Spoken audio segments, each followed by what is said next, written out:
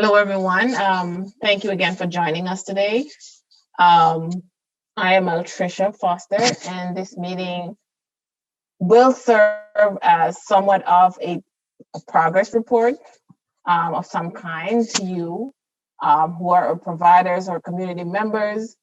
And this will show what we've done, what we did, what we continue to do as a county as we continue to respond to this coronavirus pandemic.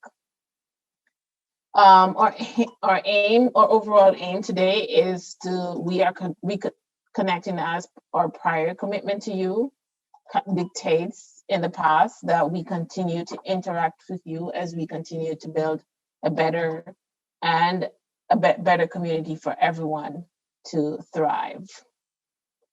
Again, I want to welcome you and ask that as you enter into the room today, that you put your name, your email address, and your affiliated organization in our chat box. If you're joining us via phone, I'll hold a minute or two to, get your information and welcome you to the meeting. So go ahead, add your information to the chat box. Next slide, Zakaria. So a brief agenda for you today is our team will share with you what we've done, what we're currently implementing, and what we've prioritized based on the conversations that you've had with us in the past as the pandemic started earlier this year. We also have in the space Dr. Antonia Wilcoxon from Equity Strategies, LLC. She has joined us for this conversation. She will help us learn from you, your thoughts on what you think we've done right, what you think we've done right to date, and to help us, get your feedback or your input on what our expectations should be in the future. Next slide. So this is going to be a team presentation. Earlier this year, as the pandemic began to explode, I think, across the US, the policy action team was formed. And this group came together simply to address food and basic needs security of our Ramsey County residents as we tried to respond to the coronavirus outbreak. So leaders of the community were brought together, the city, states, school districts, and surrounding areas. And the purpose of this was to develop a unified food and basic needs supply and distribution system that is prepared to meet the community's response to the virus, especially for the most vulnerable among us. So next slide, Sarah. So as we met earlier this year, our policy direction was to determine the need that is more specifically identified or identifiable with Ramsey County's population. Who are some of the individuals that are most at risk? What are some of the areas? What areas lack access to basic needs?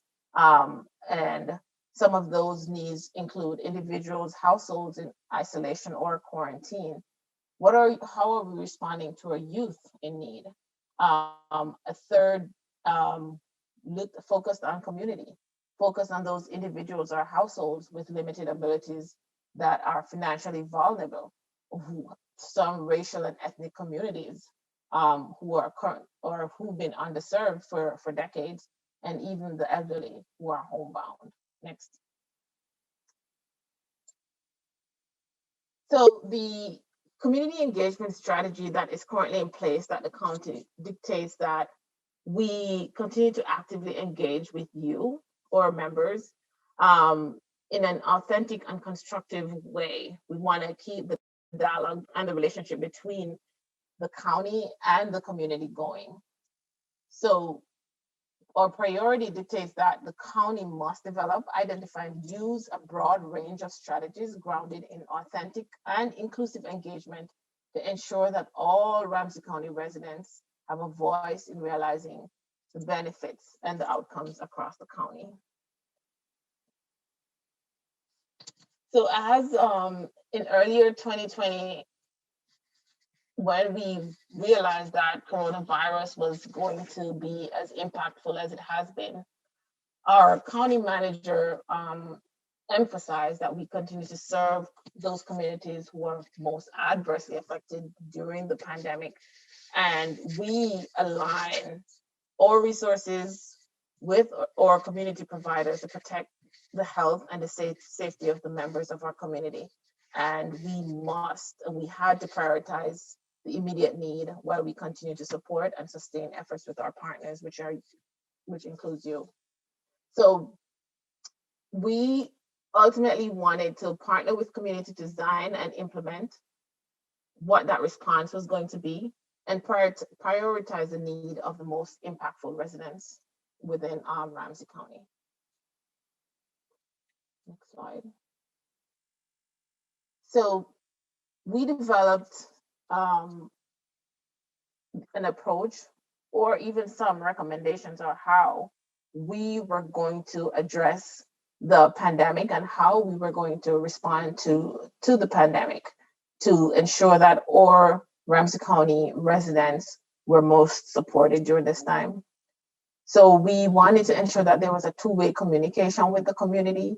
We wanted to ensure that race equity was embedded in whatever we were doing, that whatever this response looked like must be culturally responsive.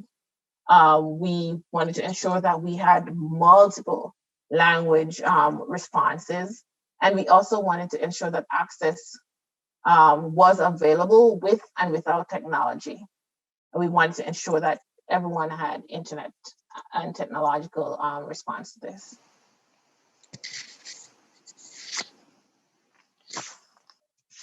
So I'm going to hand over to Katrina as she share with you the key findings from the needs assessment that was conducted.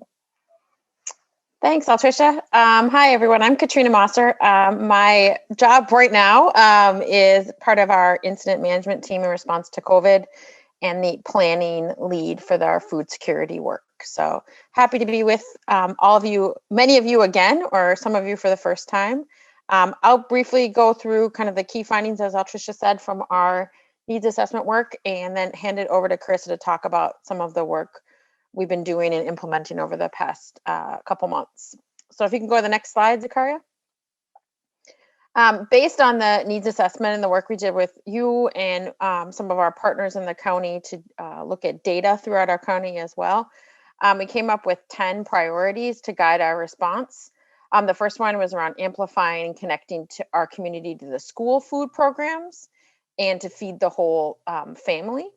The second one was around connecting community to existing financial assistance and benefits, both, and by existing, I mean both ones that were pre-COVID and then some of the added financial benefits that have been developed in response to COVID. So this doesn't just mean food-related benefits, because we are, of course, working to try to connect people to SNAP and WIC and different things like that, but also connecting to broader county services and other benefits that might be needed by the person, the family, the household, so that they're more broadly connected to county services or other government services that they may be in need of. So it's looking holistically at the household and not just at food needs.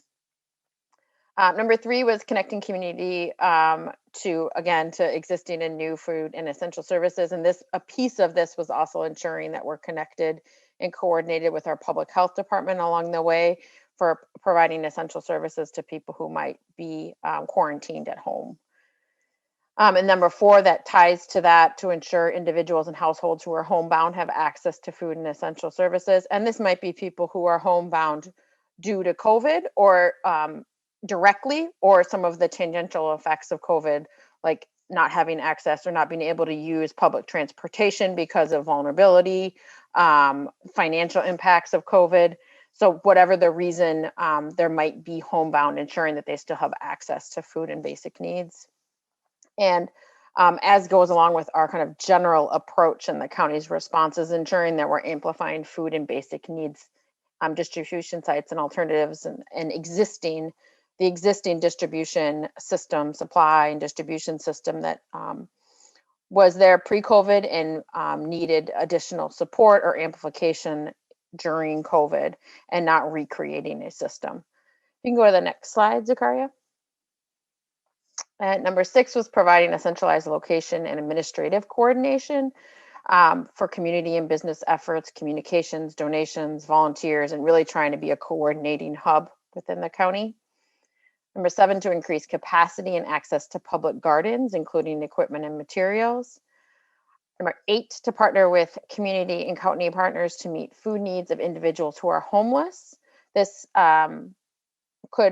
there's two kind of pieces to this, both the individuals who might be in shelters or in some of our hotels that we have stood up in response to COVID, but also people that might be at, not be in shelters, but be camping or in some other housing instability. So both those pieces. Number 9, looking at increased transportation options for community. And in this, as we further developed it, which I'll get into a little bit more later, I just want to highlight it here that as we continued our response to this, it became very clear that while there was a need to help people with transportation, really the goal is to try to do more home delivery and get things to people where they are versus providing transportation to a centralized site. So looking at both sides of that, but really trying to allow people to remain safe at home where possible. And then throughout our response, track the usage, anticipated demand, continuous improvement, performance metrics, and doing some really thorough evaluation to ensure that we're meeting our community's needs. And that's definitely something that we hope to continue to have a conversation with you about, how we fully understand whether we're meeting our community's needs through this response. You can go to the next slide, Zakaria. Some of the gaps that were identified in that initial report were infrastructure gaps, transportation gaps, food delivery, and then also organization and communication, some of that coordination piece. So in response to those 10 priorities and some of the gaps that were identified, we really honed in on 3 main focus areas. You can go to the next slide, Zakaria. So those 3 focus areas were, first, to partner with school and youth food programs to expand and enhance existing services. And this really included in those 10 priorities, the first priority that's focused on the youth and school food programs, but also the priorities 3, 6, and 10. So we tried to kind of collapse them down into these 3 focus areas in order to really focus our work. The second area was on ensuring that residents have access to prepared meals, groceries, basic needs through partnerships with community partners. And that included 4, 5, 9, and 10 from those original priorities. Because not only are we partnering with providers to provide meals for people that are homebound, but we're also partnering with community partners to enhance their services, for example, a food shelf. But also through those partnerships, helping to connect people with county services. And number 3 was to conduct broad communication and coordination to ensure that people know about available resources and are able to access them. And that really included our priority areas of 2, 3, 6, and 8, just to give you an idea of how we collapsed those 10 priorities down to those 3 main focus areas. I can't hear you. Sorry, someone is off mute. Yeah. We can just ensure that you're on mute. With those 3 focus areas, I will now hand this over to Carissa Glatt to talk further about what we've been doing in those 3 areas with our CARES funding and other work in the county. Hi, everyone. I'm Carissa Glatt. So I come from public health. I've worked with chronic disease prevention, and that had a lot of work around food security and healthy food access. So I was pulled into the incident management team as well, and have been working on the operations branch for for food security and basic needs. So at this point, Ramsey County received $96 million from the federal government under the CARES Act, so is the Coronavirus Aid, Relief, and Economic Security Act. And 72 million of it has been invested in 3 primary categories. So we have home and help, meaning housing, food, financial assistance, employment support, and then small business support in order to help encourage our economy, our local economy, and making sure people are receiving their basic needs and getting their needs met in general. So next slide. And with the CARES funding, we did want to, when we released some RFEQs, meaning that they were requests for emergency quotes, we did not want to start to be into the food distribution business. Ramsey County doesn't have the capacity to do that. We're not experts in that. So we really wanted to focus with these RFEQs to make sure that we can support existing structures, innovative ideas, existing partnerships that are already trusted in the community in order to help alleviate food insecurity in general. So we released 3 different focused areas for RFEQs. One was within the school and youth food program, one was about home delivered meals, and one was about food shelf and food program support. So we really wanted to just help people build and enhance the existing structures. So right now, with the partnering with schools and youth food programs, we are still working in negotiations with student meal programs. So not always just the school districts, but anybody serving the youth. Right now, actually, our approximate dedicated money is around 1 million so far, but we have several different rounds of funding available. With that 10 million, it's until the funding is gone. We have until December 30th to spend it in all 3 categories that I'll be talking about. And with the school and youth, it's really just enhancing, school programs, any existing vendors and organizations in the community serving youth and students. So we wanted to be able to help support them with any extended costs that they might have trying to get these meals delivered to students.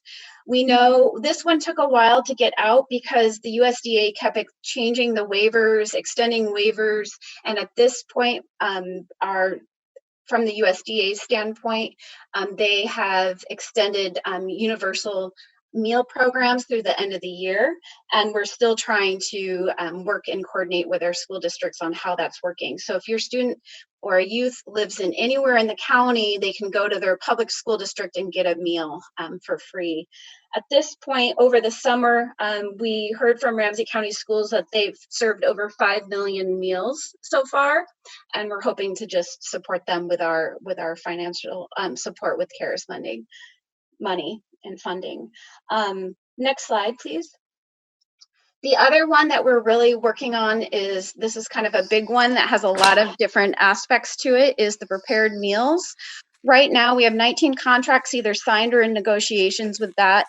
And we are trying to work, if I focus on just the prepared meal home delivery, we have 5 vendors that are working to serve people who are homebound due to one way or another due to COVID. So they're in a financial hardship. They can't leave their house, whether because they have COVID or because they are homebound for other health reasons, and they have to either quarantine or just kind of stay at home. And we have up to 21 meals getting delivered to people's homes if they qualify. And we right now, our vendors are Afro Deli, which is serving mostly East African food, Caring Neighbor, which is focused more on Southeast Asian cuisine. We have Fairview Health Services, which some may know from the east side of St. Paul. They have those make-at-home meal kits. And then we have Meals on Wheels that have expanded not just for seniors, but it's for any resident over 18 that qualify. And then we have Open Arms, which has been traditionally used for medically appropriate meals for people who've been homebound due to illness, and that they're expanding their efforts in Ramsey County. We have more vendors coming in. We're in contract negotiations now. And pretty much we are trying to meet people where they are to make sure they're culturally appropriate, medically appropriate. The vendors have to be working with a registered dietitian to make sure people are getting appropriate foods, and it's not just like a fast food type of idea. It's actually meeting people where they are and what they need. So with that, we're really excited to be able to offer the service. This is the first time Ramsey County has been doing direct meals, but through December 30th, we're hoping to expand and extend the people who can actually receive these meals. And since you can see on the screen, 6,500 meals delivered mid-September. Since then, I just got numbers from last week, was 9,700 meals. Is that right, Liz? Seems so high, but it is. So we've delivered since, now it's close to 32,000 meals since the beginning of August as this started. So we're really excited about that because people are struggling in a lot of ways. The other area that we're focusing on with this RFEQ is for groceries and basic needs, so mostly supporting food shelves and food programs. And we have 14 contracts right now with local organizations in general, and there's about $1.5 million dedicated to that right now. We're trying to support those existing trusted structures already out there, those organizations delivering or having groceries or basic needs for people.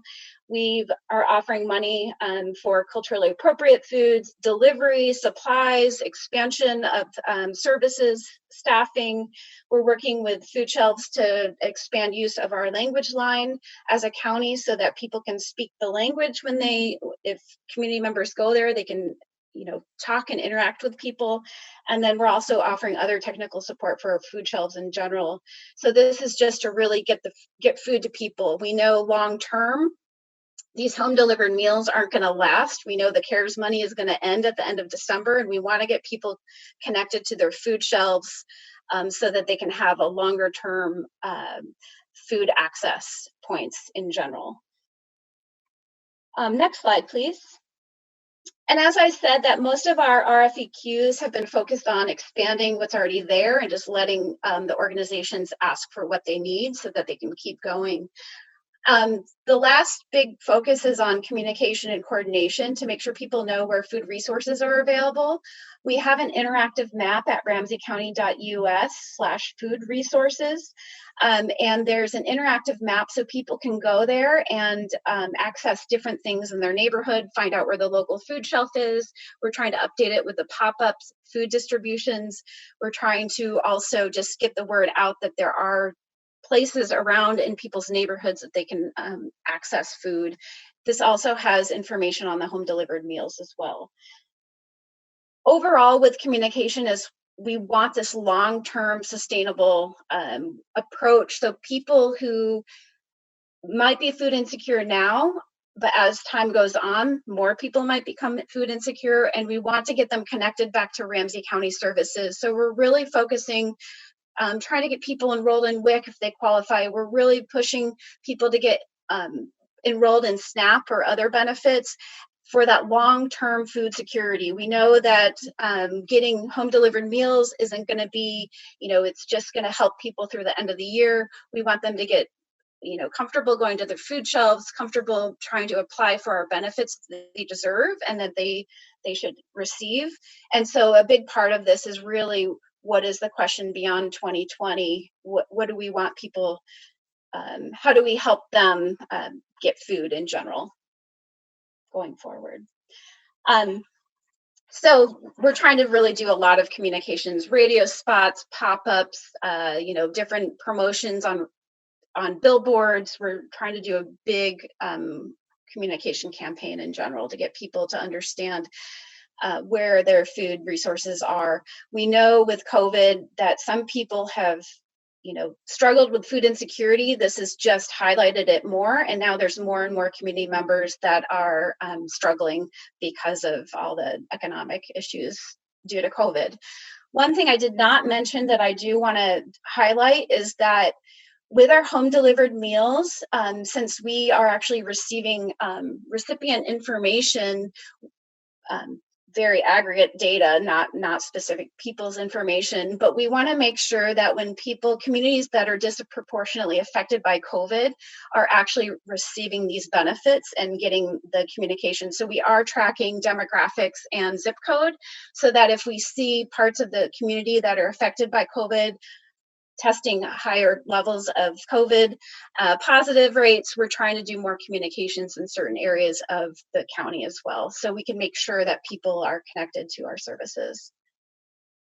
And thank you, Franny, for putting the map link on the chat, the group chat in general. So I can also get I'll put a phone number in the chat of the customer call center, contact center, where you can call to get this information, but also Franny put the link of where to find the food resources on our website too. And with this, next slide, I'll turn it over to Antonia, who is our great contributor here. She's been part of our community and contracting with us to help facilitate. And she has been in this work around the food access since the beginning of COVID. So we appreciate her time coming today. So thank you. Thank you, Carissa, and thank you to Ramsey County for inviting me back. It's my pleasure to be part of this effort, which is so important for our communities. I prepared a few questions because we want both to renew this relationship that was started from the beginning, in which Ramsey County wanted to look closely at what were the needs, what are the things that community are saying so that the county can respond appropriately. And at the same time, to give us some feedback. Ramsey County wants to continue this interaction with you. Would like to know, what do you suggest? Would like to know of this information presented by Altricia, Carissa, and Katrina. Yes, I had the name correctly. What were some things that were new to you? So one of my questions, and if you could please put them on the chat box. We have 66 of you participating. We're very grateful for your presence, and we want to make sure that we are capturing what you can offer us so that I can prepare a report back to Ramsey County. So what was new information for you during this presentation? So if you could please write a word or two on the chat box and then hit return so we can read them. And I move on to the next question. Don't be shy. I don't see anyone entering. I have a question. I have a question. Hi, So, Tricia. yeah, there's a question from Jonathan Taub. We've been collecting zip code data for folks utilizing our food shelf. Is that information the county would like? Yes. Yes, Carissa says yes. Thank you for that question. So in general, most of our contracts, we haven't required people to collect any extra data because we don't want barriers in the community for people accessing any food resources. But if our community organizations are collecting that information, we would absolutely love it in aggregate form. Very good. Thank you. What has changed in your community? You know, since our first conversations when we're just trying to figure out how to do this, what has changed as you look back in the past few months?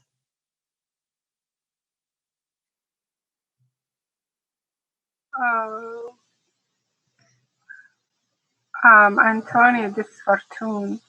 Hello, Fortune. Hi. So what had changed is how quickly we were able to adapt in distributing culturally specific food, as well as that food system delivery created more ways of checking in with families and really making a holistic service. Can be overwhelming, but also with really great points to catch families in crisis and also connect them with the system, help them navigate the system and figure out what they need to do. Thank you so much, Fortune. Good for you, Surun. What impact has the county made during these past months?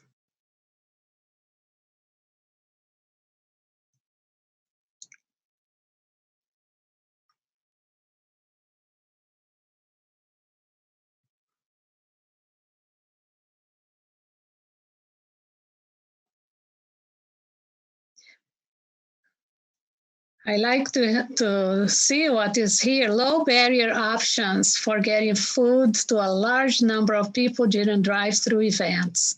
Thank you. That's so good to hear. One What are individual you? said I'm sorry. Go ahead, Tricia. It says there's a website with information. So that's one of the impacts. County funded what the community needed. They listened. Yay. There are no thoughts to allergies in school food delivery. Yeah. Wonderful. The county has showed a level of improved trust by letting the community help meet the needs of the people. That's from Mr. Keith Allen. Jean Nichols says it appears the county has been able to provide the food services as planned. Robin Horkey, regular updates of resource information. And Jennifer Fink from City of New, is this Brighton? I can't really see. I'm sorry. In the beginning, it was a scramble to pull together information. The website is now where we send people. Good. Beautiful. And Wendy had several CP workers delivered food to families with children in out-of-home placement and children who were home with their parents. Wow. So that's some of the impact, yeah. Thank you. Have there been some limitations that the county should pay attention to? What barriers have you seen? What are things that the county needs to know?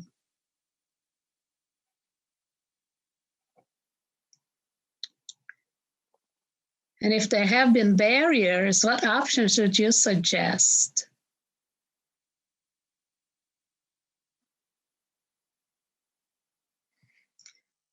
How involved would you like to be? If you're joining us for the first time, but if you have been at past meetings, as we reconnect and touch back with you again.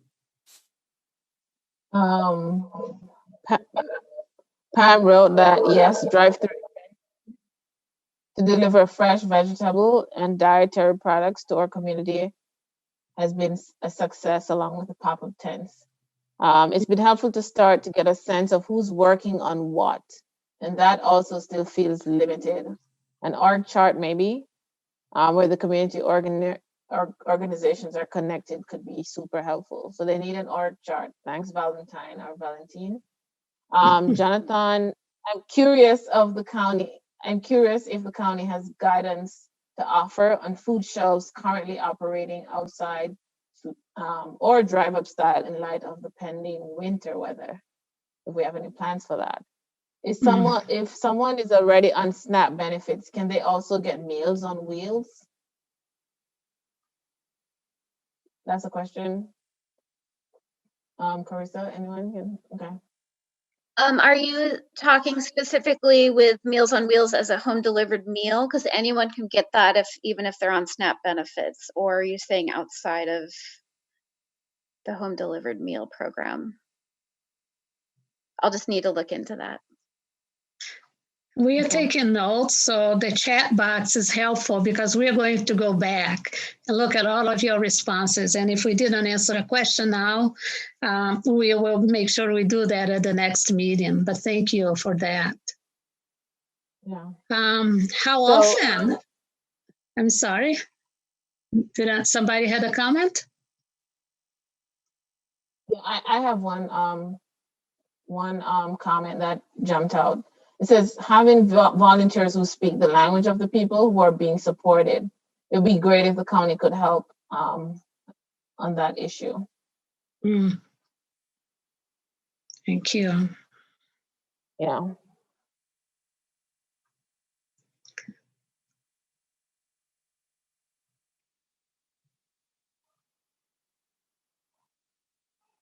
So it seems like most of the comments right now is that people are concerned about the winter months and how we're going to be able to support individuals, who, I mean, as we continue to serve food in drive-through or drive-up methods. So glad we are reconnecting now so we can think ahead when fall is just upon us. Can I jump in for a second to answer that? Of Just because that course. seems like a ongoing question or a common Yeah. question, is that our RFEQs, the request for emergency quotes, are still on a rolling basis. So if food programs right now need to apply to alter their food distribution programs for winter, please apply. We are wanting to spend all $10 million. And right now we only have about 4.5 million dedicated. We're still working on contracts with others. So we still have funding to support organizations that are trying to get food to people. So please, I can put our website page is about to be updated with them posted, but I can put that on here where they will get posted, or we can send an email as well. So just to put that out there. And Carissa, they can be spent after December 30th, right? No, CARES funding has to be spent by December 30th, based on the federal government. We don't know if we're going to get more relief package after December 30th or if there'll be an extension. So we're trying to spend it all so we don't have to return any money. And we know people are hungry now.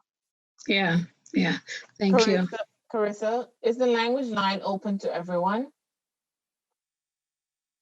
Currently, it's open for all the food shelves, just because we heard that was a need right off the bat. If you have a specific organization that might need to use it, let us know, and we might be able to work something out. But currently, it's for food programs and food shelves. But we'd be happy to try to see if we could extend that to other organizations too. Okay, good. One more, Antonia. Yes. Denise Wickheiser, I'm sorry if I'm butchering your name. She responded saying that yes, individuals who are currently on SNAP, they can also receive Meals on Wheels. So thank you, Denise. And I think Carissa responded to IFS LLC. Her question was, how can small community groups get connected with Ramsey County for hot meal deliveries? Mm-hmm. Great questions.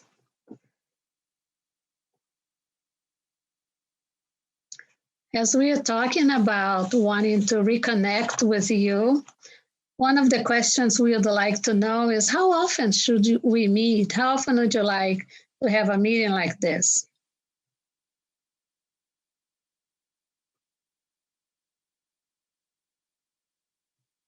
You can enter those in your chat box, or we have a little bit of time if you'd like to offer. Every 2 weeks? At least a month, 2 weeks. Mm-hmm. Monthly or bi-monthly? Yeah. Very helpful. Thank you. Yeah. Antonia, I would say while we're meeting maybe twice a month or once a month, I think having some sort of a report that says these are the challenges and it's like a Q&A, like tips, most asked questions. Getting those informations will be helpful. So then we don't want to bother, the people who are managing the grants, and then we have a place to go for quick Q&As. Mm-hmm. Thank you. We would like to know if you have ideas you could offer us about what do we do beyond 2020. Right now we know about the CARES funding, which ends December 30th. Any ideas, suggestions that you could offer us? That would be really good to take those from the community so we know you're closer to where the families and the individuals are.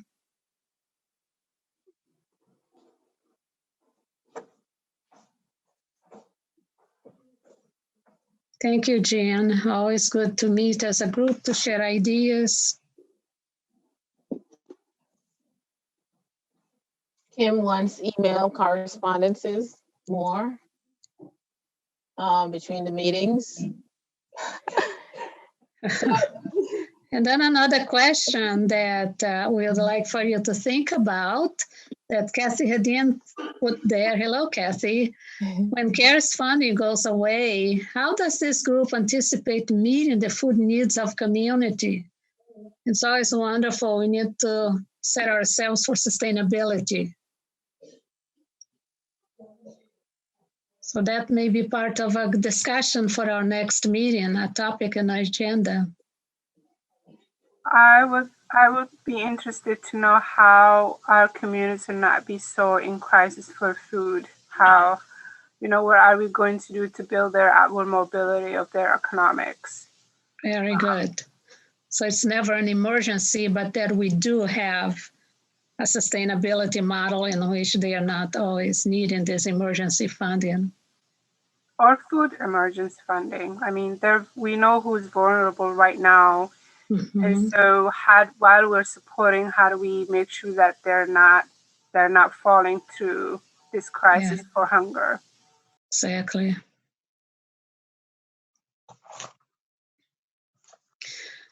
How would you like to communicate with others? Email? Is there another way that you'd prefer? Right now, the county is communicating with all of us via email. Is that sufficient? Is that adequate?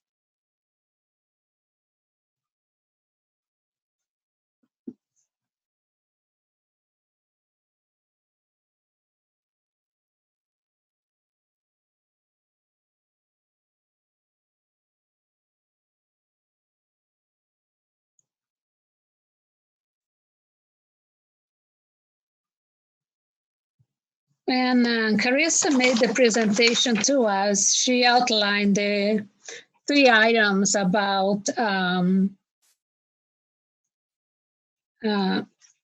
school and youth programs, residents' access to prepared meals, and broad communication and community and coordination so that we know where the people are and how they can access the resources. When you look at this and how it has impacted the community, what are things that you'd say this has been successful? What are indicators? What are things that inform the county that the work that is being done is reaching the community, it's meeting the needs of those who need it, and in a way we can say, okay, this has met the expectations. What are some of the things that help us know that the county is on the right track?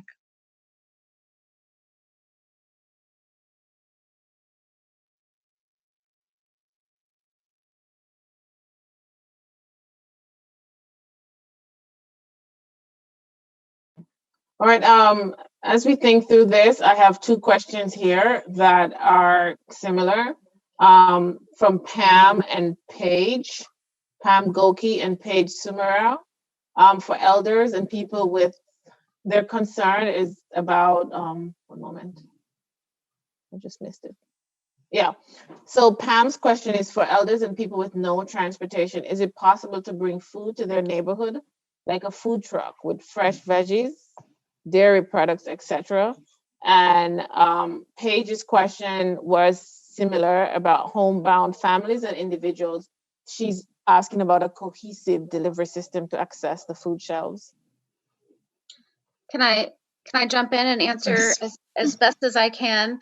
So right now we have contacted and worked with Metro Mobility. They are still providing free delivery from food shelves to people's homes. And all you need to do is actually call the food shelf, your local food shelf, and request this.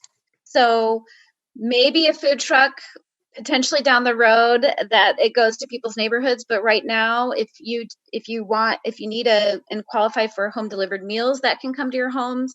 But if you're also looking for food shelf support or food delivery and basic needs, is food shelves are using Metro Mobility to deliver to homes. We don't know how long this is going to last. They're able to do this because their Metro mobility drivers aren't driving people to work because they're at high risk or other things have changed. But we do see this as a major potential gap in the future if Metro Mobility isn't going to provide this free service. So please reach out to the food shelves to get that. And then I'll put the map again in the chat function for you to locate a local food shelf for you. Yeah. So I think that responds to Rick Gibson's question about the map of food distribution sites. So, you know, Carissa went right there for you, Rick, and she's going to put that in the chat. From Jean, does the county anticipate the needs of the community after December? We need a solution for post-federal monies. Thank you for that question. It's critical. My last question, but certainly you may raise questions. We have some time left. Who is missing from today's meeting, and how can we invite them? How can we contact them? If you look around, we have 65 people participating today. We're very grateful. But is there any group or anyone that you say, oh, I wish they were here?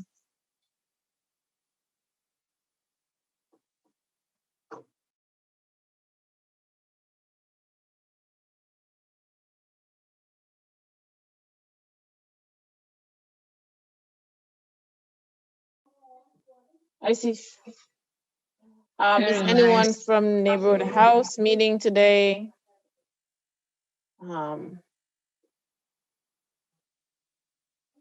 So Neighborhood House, St. Paul Council for Churches. Mm-hmm.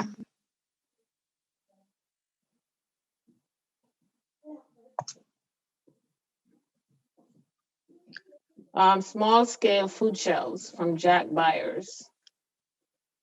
Please encourage them to apply for the RFEQs, no matter how small, how grassroots. We are trying to work with brand new vendors, people that we've never worked with or even connected with in the past. We're trying to be as flexible as possible to meet people or organizations where they're at.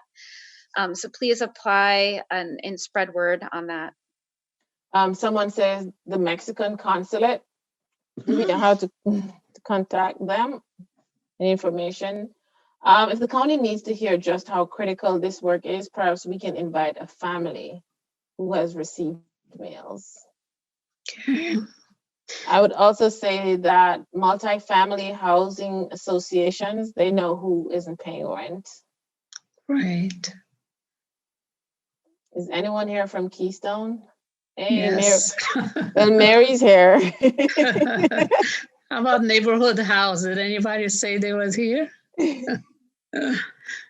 Is there any question we should have asked that we didn't, that maybe you came expecting that we talked about it and we didn't? We have a few more minutes left, and we want to make sure that you're here and that your time is used to your benefit, that you can go away and know that you have the information you need. So there are two comments here from Metro regarding Metro Mobility. The first comment here is from Jean Nicole. It's from Mary. She thinks, or to her understanding, is that delivery support for Metro Mobility will be done on November 1st. And Jonathan said Metro Mobility has already begun to transition some food shelves to other providers. Okay. Someone suggests. Go ahead, Altricia. Yeah. So I can respond to those Metro Mobility statements. Metro Mobility right now, they do not have a pending cutoff date with us because they do not anticipate this coming to an end anytime soon. And I spoke to them personally last week, so I can say that with confidence. Metro Mobility is in fact partnering with other groups. I don't remember the name who they're currently partnering with, but yes, they've developed a partnership, but that's not coming to an end anytime soon. Right.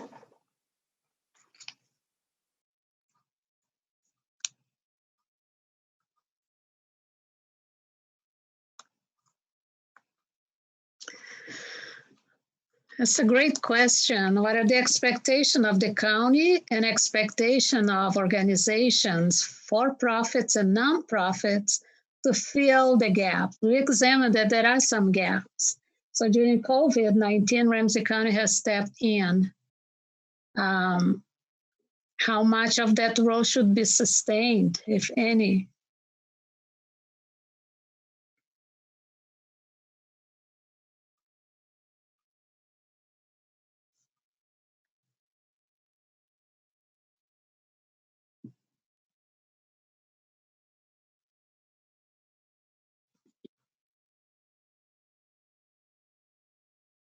We're talking about September, the 9th month of the year, and we have until December.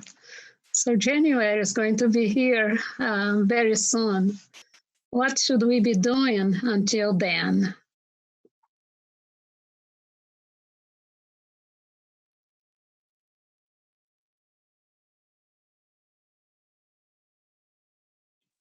So there are some questions here. How can the county support food shelves when the CARES funding ran out? Who do we contact to update the food resource map? And what is the role of our partners during COVID or post the CARES funding?